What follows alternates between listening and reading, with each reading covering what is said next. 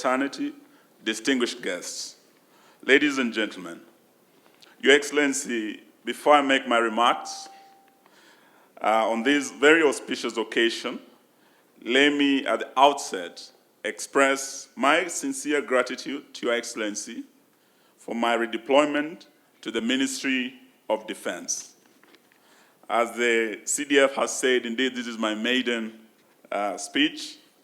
And Your Excellency, I feel greatly honored and privileged to be here today to take over this ministry.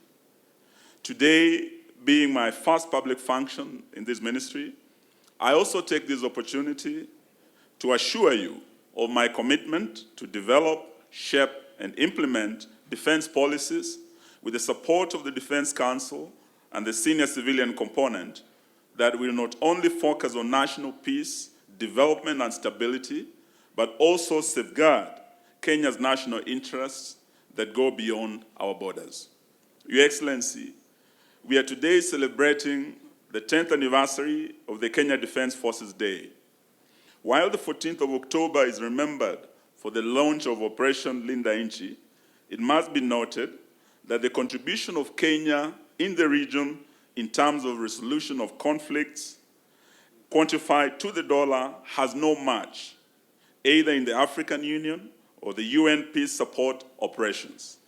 Kenya as a country has sacrificed a lot for the sake of peace and stability in the region.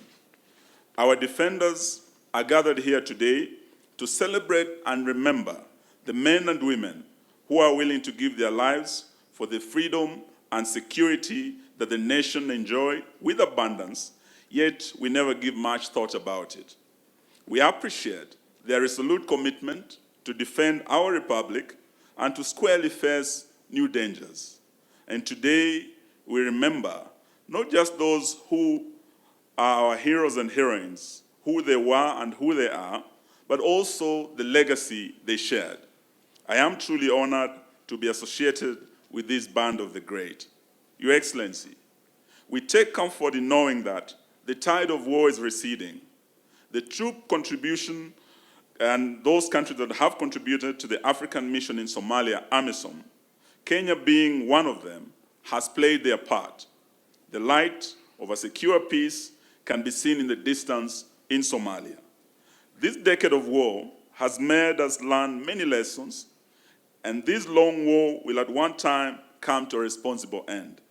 In the history of wars all over the world, they bring forth challenges and lessons. To counter these challenges, there are new ideas that come up and are turned into innovations to improve the operations in the battlefield in order to deter and to defeat the enemy. What our times demand is courage and sacrifice, defending our values, way of life, and Kenyan ideals that bring us together as a nation, as envisioned by our forefathers and framers of our Constitution. Apart from the primary role, KDF is involved in activities in form of aid to civilian authorities and participation in national development. They have evidently excelled in these areas, and we commend them for saving huge amounts of taxpayers' money in the process.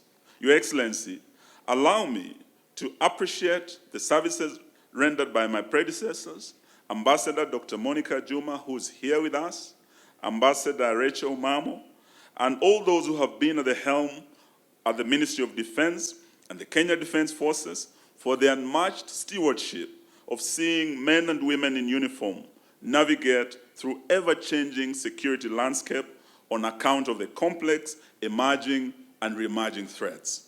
Your Excellency, as I conclude, I wish to state that your presence here today is therefore a great privilege and honor and an inspiration to the soldiers and their families. We know that you just came in and immediately proceeded to be here with us today.